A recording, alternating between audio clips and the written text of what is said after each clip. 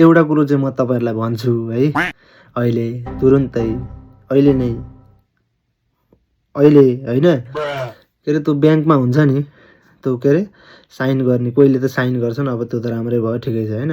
कोही छाप लगाउनेहरू हुन्छन् हैन ब्याङ्क जाँदाखेरि, अब त्यो भित्तामा टक्क त्यो छापहरू हान्ने ठाउँमा साइन गर्ने ठाउँमा माथिल्लोपट्टि त्यो भित्तामा लेखिदिएको हुन्छ के, यो भित्तामा चाहिँ यो त्यो औँठा छापहरू नपुस्नुहोस् भनेर लेखिदिएको हुन्छ। अब कुनै कुनै ब्याङ्कले त इङ्ग्लिसमा लेखेको हुन्छ क्या।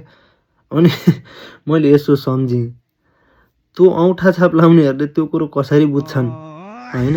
त्यो बुझ्ने भइदिए भए त अब औँठा छाप हुँदैन थिए हैन। यत्र लामा लामा साइन हानेर यस्ता थोप्ला थोप्ला दिएर बनाइहाल्थे हैन।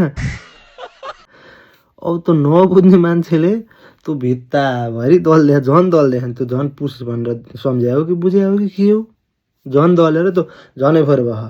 त्यो सेक्रेटरी गार्डले कतितिर हेर्नु भ्याउनु हैन। त्यो छाप दल्छ र म हेर्छु भनेर बस्यो भने हुँदैनन् त्यो दाइ अङ्कल होइन सेक्रेटरी दाइ हैन।